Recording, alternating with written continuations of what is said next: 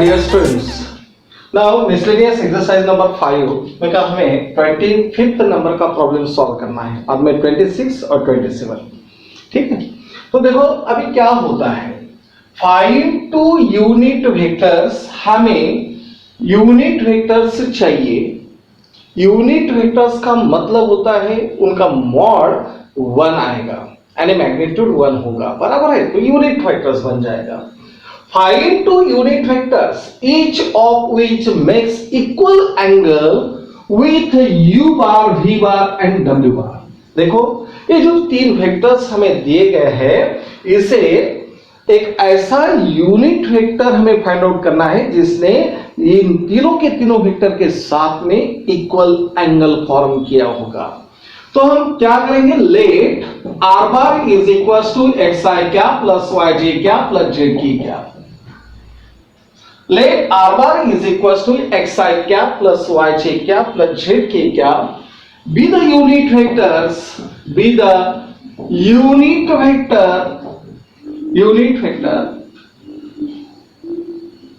which makes equal angles with किससे, तो u bar, v bar and w बार। देखो बच्चों यहां पे क्या किया है, हमने ऐसा एक वेक्टर कंसीडर किया है जो यूनिट वेक्टर है और जिसने u बार, v बार और w बार से इक्वल एंगल फॉर्म किया है। तो यहां पे अभी क्या होगा, देखो, so mod of r bar is equals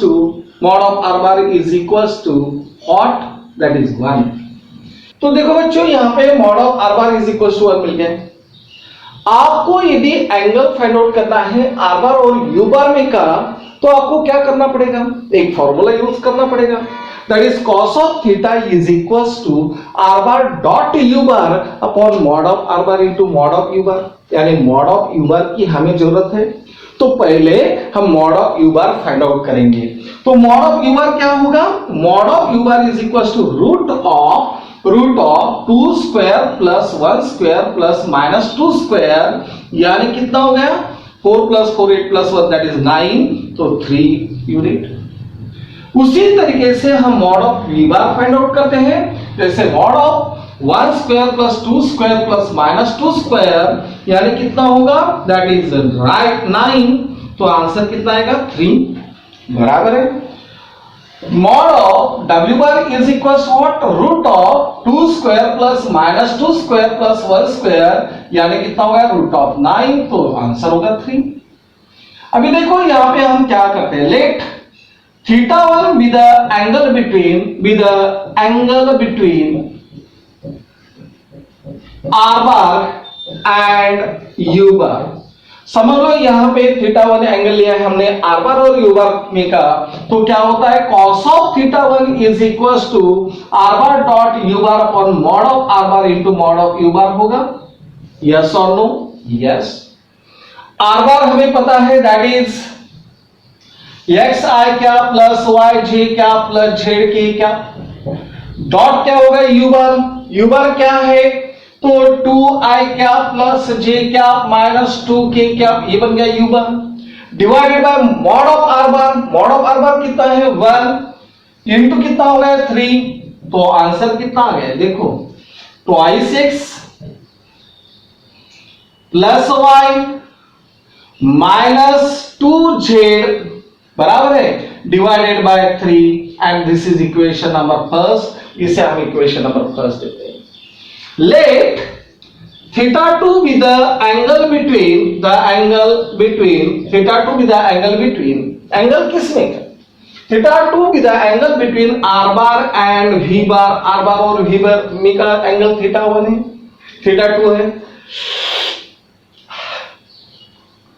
तो cos of theta 2 is equals to r bar dot v bar upon mod of r bar into mod of v bar, that is equals to क्या होगा, अभी देखो बच्चों यहां पे xi क्या plus yj क्या प्लस zk क्या डॉट v बार क्या है, तो i cap plus 2j cap minus 2k cap divided by 1 into 3 कितना होगा, दैट इज 3। तो आंसर यहां पे क्या आएगा, x plus twice y minus twice z upon 3 and this is equation number 6 है।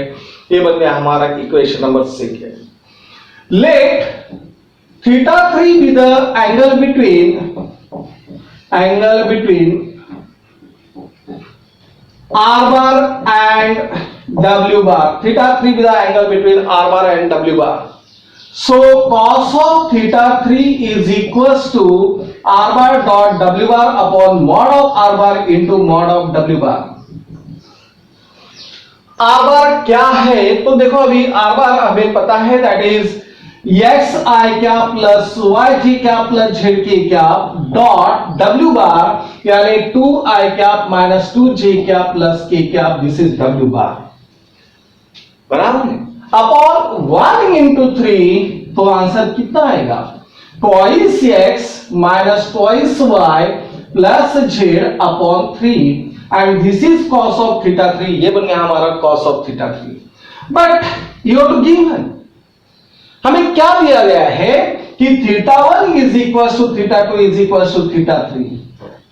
ऐसा यदि है तो यहां पे हम क्या कर सकते हैं, फ्रॉम इक्वेशन फर्स्ट सेकंड और थर्ड पर से, therefore cos of θ1 is equals to cos of θ2 is equals to cos of θ3 होगा, yes or no?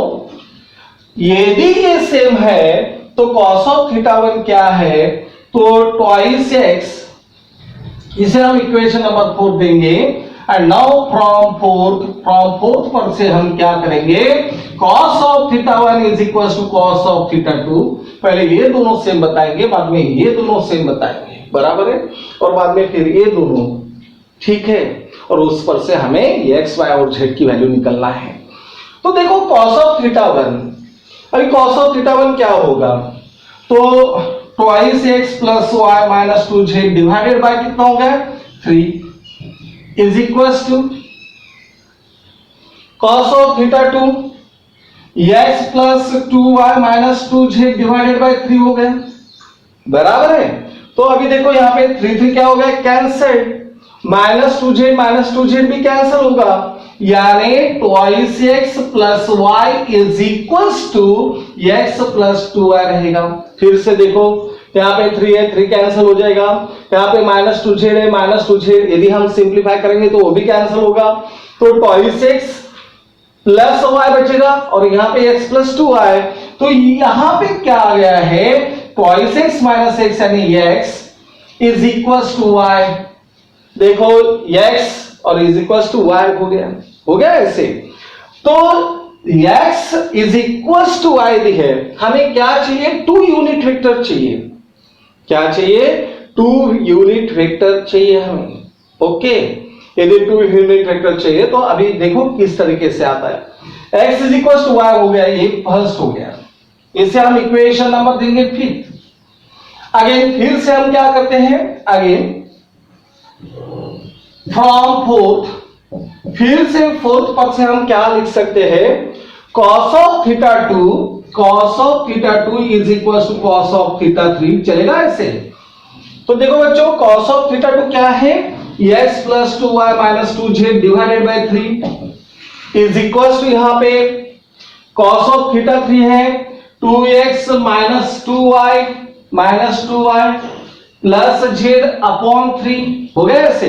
तो 3 के कैंसिल, यहां पे क्या कैंसिल होगा, देखो यहां पे हमें कैंसिल नहीं मिल रहा है, तो ऐसा करते हैं हम θ1 इज इक्वल टू θ3 लेते हैं, इस पर से हमें कुछ ना कुछ टर्म कैंसिल होते हुए दिखाई देगी। तो देखो θ1 क्या है, 2x plus Y minus 2z divided by 3 is equal to 2x minus 2y plus z upon 3 हो गया ऐसे।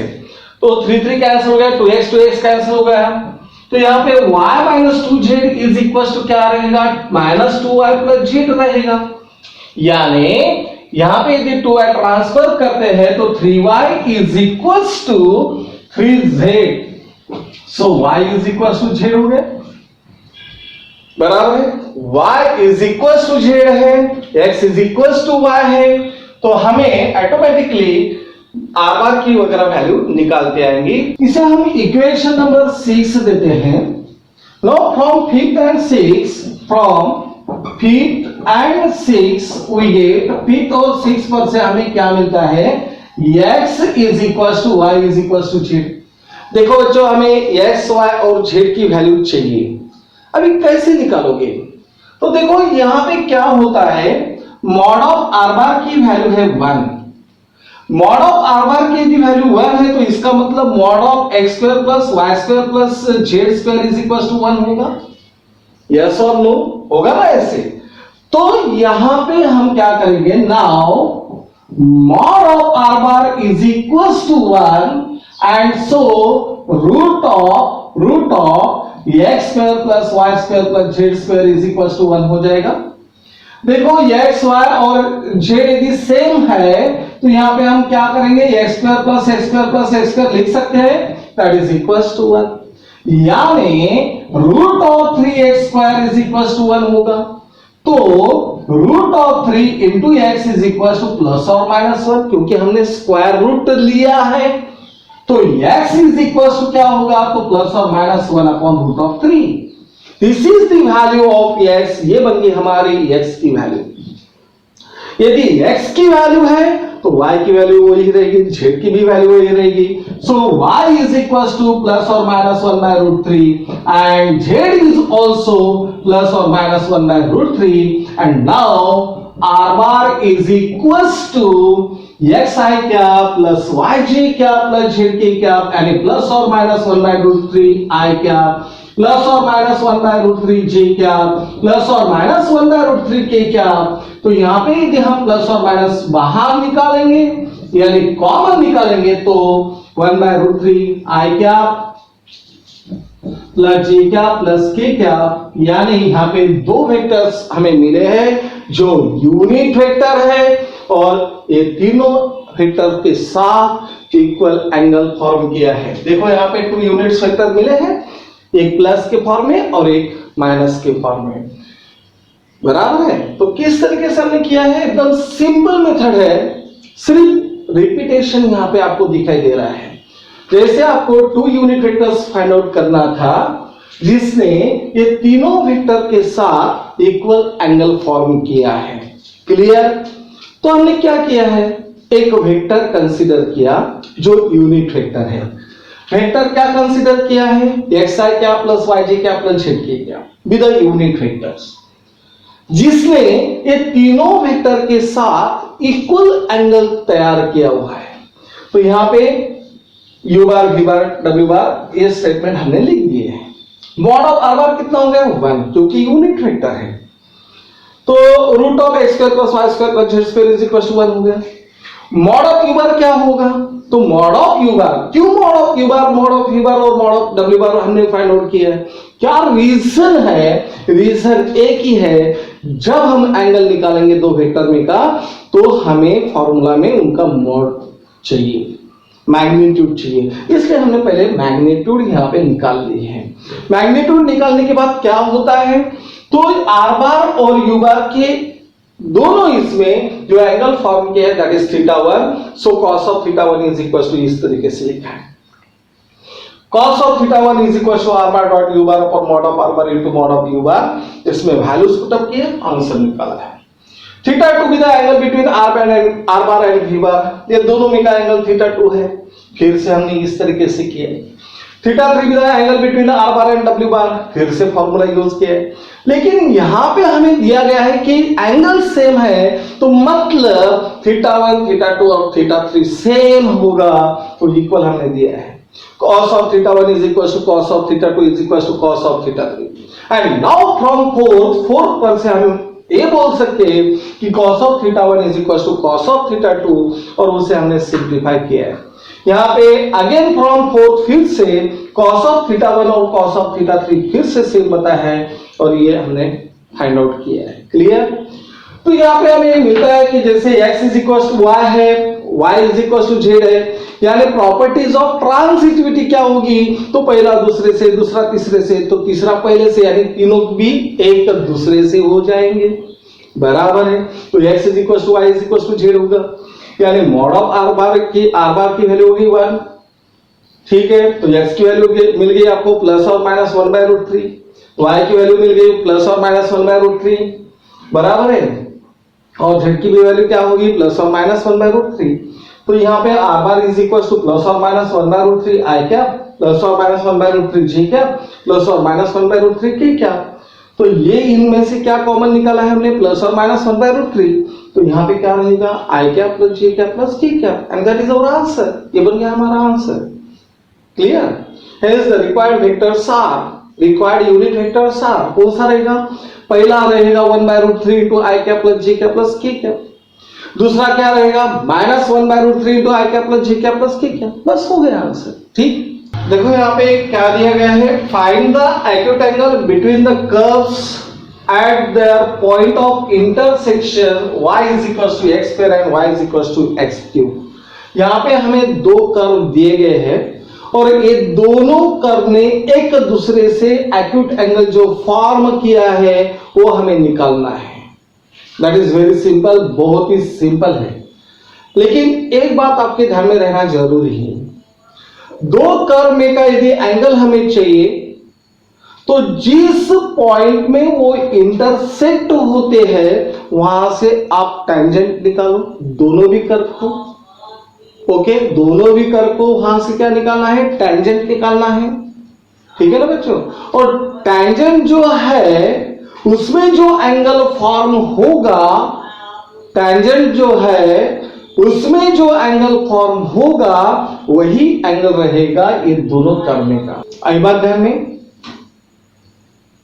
क्या किया हमने, फिर से मैं रिपीट कर रहा हूं, जैसे ये दोनों कर्व में का हमें एंगल चाहिए तो पहले क्या करना है, पहले तो देखना है कि दोनों कर्व एक दूसरे को कौन से पॉइंट में इंटरसेक्ट होते हैं, और जिस पॉइंट में इंटरसेक्ट होते हैं वहां से दोनों भी कर्व को टेंजेंट निकालो।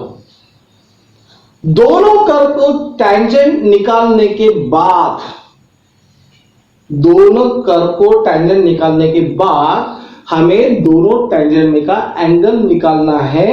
यदि दोनों टेंजेंट में का एंगल आपने निकाला तो मतलब क्या हो गया कि ये दोनों कर्व में का एंगल मिल गया, ठीक है।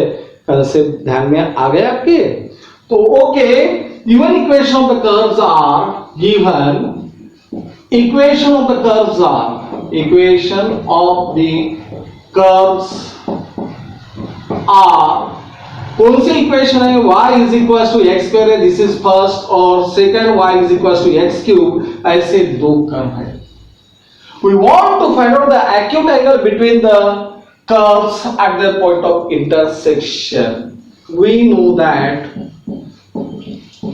the angle between the curve, the angle between the curve is same as the angle between the tangents drawn to the curves at the point of contact, at the point of intersection।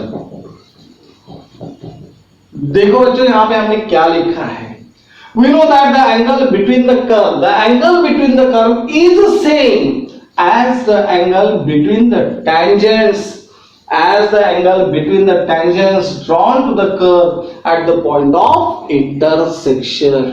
यानी दोनों curve का जो point of intersection मिलता है वहां से जो हम टेंजेंट्स निकालेंगे तो टेंजेंट में जो एंगल फॉर्म होने वाला है वही एंगल रहेगा दोनों कर्व में का, ठीक है। तो ये हमने यहां पे लिखा है। So first we find out the point of intersection of curve first and second. So find out the point of intersection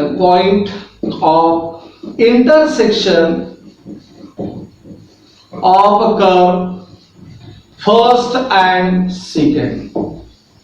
देखो अभी हमें ये दोनों इक्वेशन का पॉइंट ऑफ इंटरसेक्शन निकालना है, दोनों को साइमल्टेनियसली सॉल्व करना है।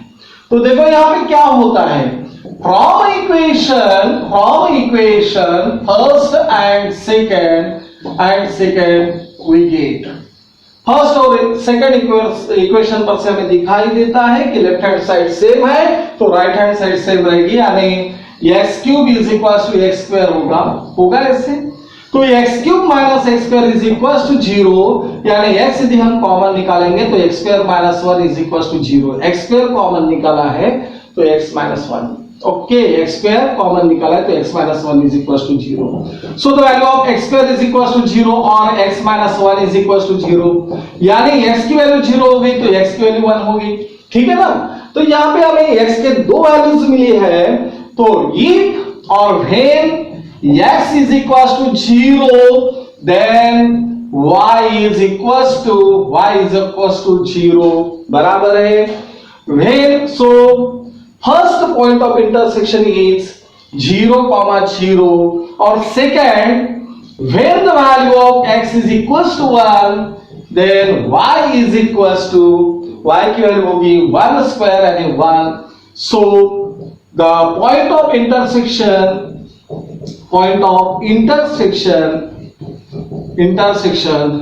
of curve first and second are क्या रहेंगे, तो 0,0 रहेगा और सेकेंड 1,1 रहेगा। क्लियर।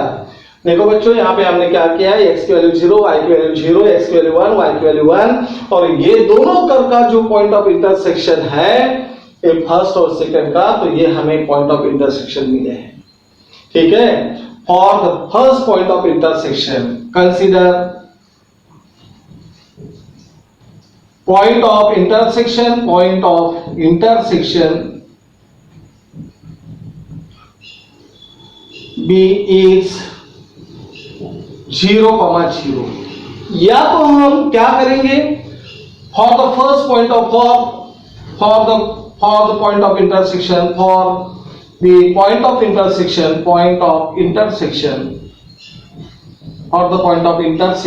0,0। अभी हमें क्या करना है, पहले बोला था मैंने कि इनके जो पॉइंट ऑफ इंटरसेक्शन है वहां से हमें टेंजेंट निकालना है।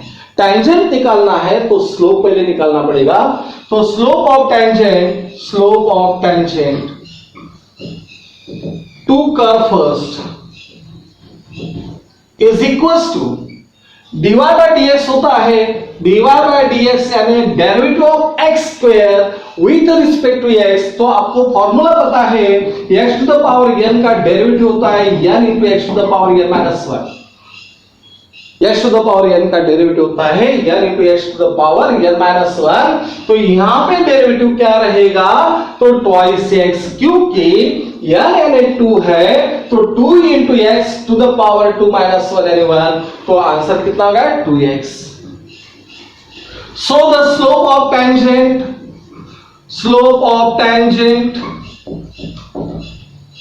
To curve first at point 0,0 is equals to 2 into 0 यानी कितना हो गया 0। यदि 0 है तो इसका मतलब क्या होगा, equation of a tangent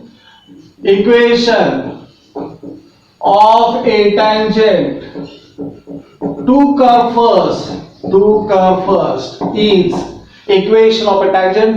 first is क्या हो गया, that is y minus y1 की वैल्यू कितनी है 0 is equals to m into x minus x1। m कितना है 0 तो x minus 0 that is y is equals to 0।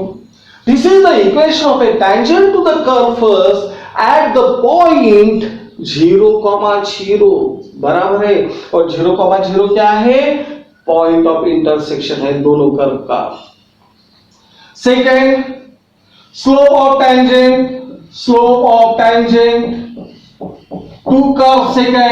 to curve second is equal to dy by dx, dy by dx यानी इसका हमें derivative निकालना है, तो इसका डेरिवेटिव क्या रहेगा, यानी कितना होगा 3 into x to the power 3 minus 1, 3 minus 1 कितना हो गया 2, तो यहाँ पे thrice x square हो गया है, बराबर है। So slope of tangent to curve first to curve second at point 0, 0 is equals to 3 into 0 square यानी कितना हो गया 0। so equation of a tangent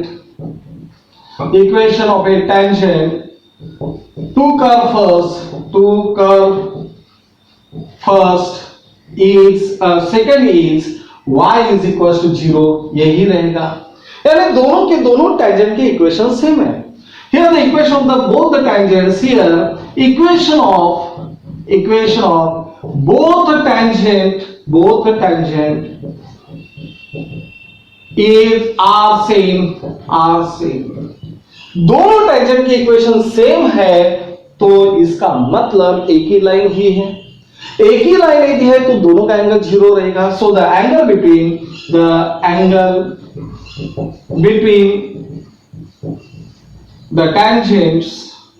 between the tangent is 0 degree। कितना डिग्री रहेगा 0 degree, and hence the angle between the curve is the angle between the curve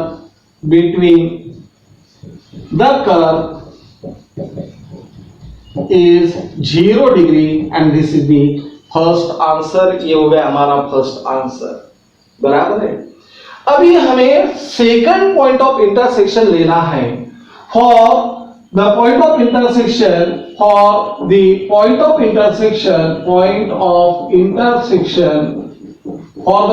intersection कौन सा है, that is 1, 1। Slope of tangent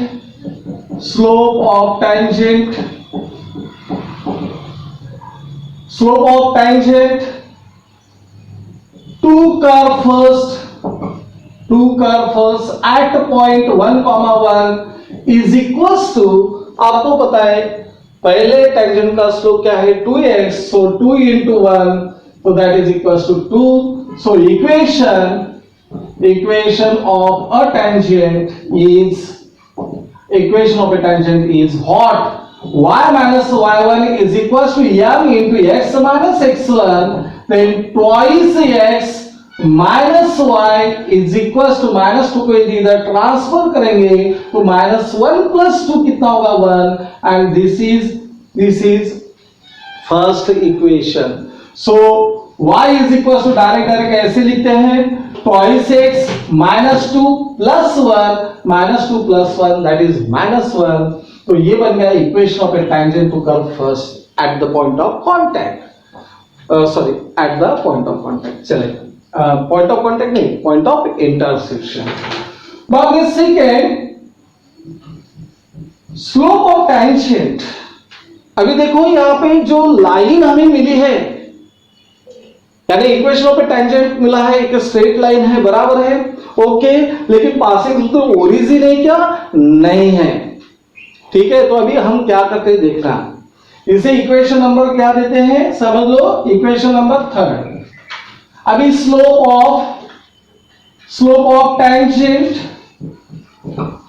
to curve second at point 1, 1 is equal to, slope of tangent to curve second is 3x² है, तो 3 into 1² कितना हो गया 3। So equation of a tangent क्या हो गया, equation of tangent is y minus y1, so y minus 1 is equals to 3 into x minus x1, that is x minus 1। तो y is equals to 3x minus 3 plus 1 यानी -2, and this is equation number 4। ये बन गया equation number 4। देखो बच्चों, ये दोनों line में यदि हमें एंगल निकालना है तो हमें इनकी डायरेक्शन रेशियो वगैरह पता होना जरूरी है, यस और नो, यस। तो पहले हम क्या करेंगे, ये जो टेंजेंट है इसे पैरेलल ओरिजिन में से जो पास होती है टेंजेंट वो निकालेंगे। ओरिजिन में से पास होने वाले यानी कांस्टेंट नहीं रहेगा तो that is y is equal to 2x बन जाएगा। और ये सेकंड नंबर फोर्थ नंबर के इसमें y is equal to 3x रहेगा, बराबर है। तो हम क्या बोलते हैं, जैसे equation of tangents parallel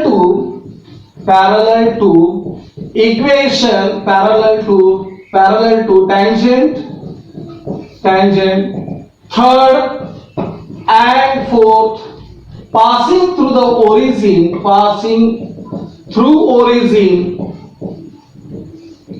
are क्या रहेंगे, तो y is equal to 2x and y is equal to 3x। देखो यहां पे हमने क्या किया है, ऐसे दो टेंजेंट्स लिए जो थर्ड और फोर्थ को पैरेलल है और ओरिजिन में से पास हुए हैं, तो इसका मतलब यहां पे कांस्टेंट जो है वो प्रेजेंट नहीं रहेगा। तो यहां पे y is equal to 2x और y is equal to 3x बन गया है। क्या बन गया है, y is equal to 2x और y is equal to 3x होगा ऐसे।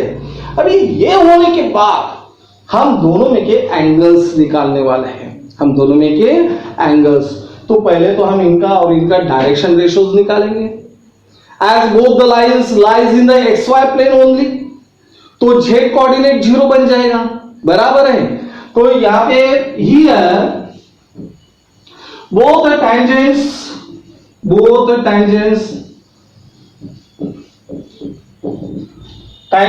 are in xy plane, so z coordinate is 0, z coordinate क्या हो गया, 0 हो गया, बराबर है। तो देखो बच्चों हमें क्या करना है, अभी डायरेक्शन रेशियोज निकालना है पहले। देयरफॉर द डायरेक्शन रेशियोज, अभी यहां पे क्या होगा, now y is equal to twice x और यहां पे क्या है, y is equal to thrice x। तो इसे हम किस तरीके से लिख सकते हैं, x upon 1 is equal to y upon 2 और यहां पे comma z is equal to 0 क्योंकि z कोऑर्डिनेट 0 है, बराबर है। और second x upon 1 is equal to y upon 3, कैसे किया है, ये 2 को इधर ट्रांसफर कर दिए तो x अपॉन 1 हो गया है यहाँ पे, y अपॉन 2 और z कोऑर्डिनेट 0 है क्योंकि xy प्लेन में है। यहाँ पे x अपॉन 1 है is equal to y upon 3 और यहाँ पे z इज इक्वल टू क्या बन जाएगा, 0। Hence the direction ratios of tangent y is equal to px are direction ratios क्या होंगे, तो यहाँ पे 1, 2, 0 रहेंगे and tangent y is equal to 3x are क्या रहेंगे, तो that is 1, 3, 0 रहेंगे, बराबर है। ये दोनों टेंजेंट की जो डायरेक्शन रेशियोज है वो हमने यहां पे लिखे। अभी यदि दोनों लाइन के डायरेक्शन रेशियोज यदि आपको पता है तो दोनों में का एंगल फॉर्म कर सकते हो, निकाल सकते हो। So the angle between, let theta be the angle between y is equal to 2x and y is equal to 3x and therefore cos of theta is equal to a1 a2 यानी 1 into 1 plus b1 b2 यानी 2 into 3 plus 0 into 0 divided by root of a1 square plus b1 square plus c1 square यानी 1 square plus 2 square plus 3 square बराबर का 0 square और यहाँ पे into root of 1 square plus 3 square plus 0 square। तो देखो बच्चों यहाँ पे कितना हो गया, 1 और 6 कितना हो गया, 7 हो गया है। और यहाँ पे root of 5 into root of 5 into root of 10 यानी 7 अपॉन रूट ऑफ 50, तो 7 अपॉन रूट ऑफ 50 यानी 7 इंटू 5 रूट ऑफ 2, ये बन गया cos of theta. So theta is equal to cos inverse of 7 upon 5 root 2 and this is the required angle in between the curve y is equal to x square and y is equal to x cube। तो देखो hence the angle between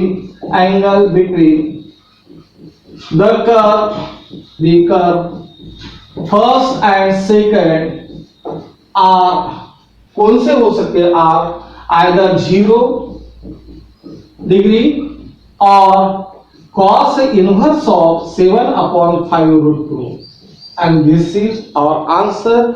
ये बन गया हमारा answer. देखो बच्चों, इसे मैं रिपीट कर रहा हूं। क्या करना है आपको, किस तरीके से ध्यान में रखना है प्रॉब्लम। ये दोनों कर्व आपके पास है, दोनों कर्व में का हमें एंगल चाहिए। तो एंगल चाहिए ऐसा, हम तो कर्व में का एंगल नहीं निकालेंगे। तो क्या होगा, पहले हमें दोनों कर्व का पॉइंट ऑफ इंटरसेक्शन निकालना पड़ेगा। ठीक है, दोनों कर्व का हमने पॉइंट ऑफ इंटरसेक्शन निकाला है। तो पॉइंट ऑफ इंटरसेक्शन हमें दो मिल गए, एक तो 0,0 और 1,1। ठीक है, और ये जो दो पॉइंट ऑफ इंटरसेक्शन है, इसमें से हमें टेंजेंट्स निकालना है, और जो टेंजेंट में एंगल होंगे वही एंगल उस कर्व के रहेंगे। ठीक है, तो हमने फिर क्या किया है, पॉइंट ऑफ इंटरसेक्शन निकालने के बाद पहले स्लोप ऑफ टेंजेंट निकाला है। स्लोप ऑफ टेंजेंट का मतलब होता है dy/dx। तो derivative of y with respect to x, यानी इसका आंसर कितना आ गया 2x। कौन से पॉइंट पे लिया है, 0,0 पे, तो आंसर कितना आ गया 0। स्लोप यदि 0 है तो इक्वेशन ऑफ ए टेंजेंट निकाला है। इक्वेशन ऑफ ए टेंजेंट कौन सा फॉर्मूले से निकाला है, तो y - y1 is equal to m into x - x1, ये फॉर्मूले से हमने निकाला है। बाद में slope of tangent second curve का स्लोप निकाला है। बाद में स्लोप ऑफ टेंजेंट होने के बाद हमने इक्वेशन ऑफ ए टेंजेंट निकाला है, बराबर है। और बाद में फिर दोनों टेंजेंट, देखो यहां पे क्या लिखा है, equation of both the tangents, ये दोनों टेंजेंट की इक्वेशन सेम है। सेम है मतलब लाइन एक ही है, लाइन एक ही है तो कोलिनियर बन गए, बराबर है। तो 0 एंगल हो गया, तो एंगल कितना लिखा है 0। बाद में दूसरा पॉइंट ऑफ इंटरसेक्शन लिया है 1,1। Slope of tangent to the curve first at the point 1,1 is what, 2 into 1, कितना हो गया 2। Equation of a tangent y - y1 is equal to 2 into x - x1। उस तरीके से यहां पे हमने टेंजेंट का इक्वेशन निकाला है। उसी तरीके से यहां पे दूसरे टेंजेंट का इक्वेशन निकाला है। अभी देखो, ये दोनों टेंजेंट में का हमें एंगल चाहिए। एंगल वैसे तो मिलना नहीं है, तो हमने क्या किया है, पहले इस टेंजेंट को पैरेलल ओरिजिन में से जाने वाली टेंजेंट निकाली है, और इस टेंजेंट को पैरेलल फिर से ओरिजिन में से जाने वाली टेंजेंट निकाली है। ओरिजिन में से यदि टेंजेंट जाती है तो ये कांस्टेंट वहां पे प्रेजेंट नहीं रहेगा, ये भी कांस्टेंट वहां पे प्रेजेंट नहीं रहेगा। यानी इक्वेशन क्या बन जाएंगे, y = 2x और y = 3x, ये दोनों इक्वेशन हो जाएंगे। अभी ये दोनों इक्वेशन के हमें डायरेक्शन रेशियो चाहिए। आपको पता है ये y = 2x और y = 3x, ये केवल xy प्लेन में लाए रहेंगे, xy प्लेन में लाए हैं। तो यहां पे कोऑर्डिनेट क्या बन गए, z कोऑर्डिनेट बन गया 0, तो z कोऑर्डिनेट हमने 0 लिखा है। और ये इक्वेशन पर से हमने क्या किया है, x/1 is equals to y/2, dividing to both side by 2, यहां पे dividing to both side by 3। तो 1 2 और 0, 1 3 और 0, ये बन गए डायरेक्शन रेशियोज, यानी a1 b1 c1, a2 b2 c2। यदि दोनों लाइन के हमें डायरेक्शन रेशियोज पता होते हैं तो हम एंगल निकाल सकते हैं।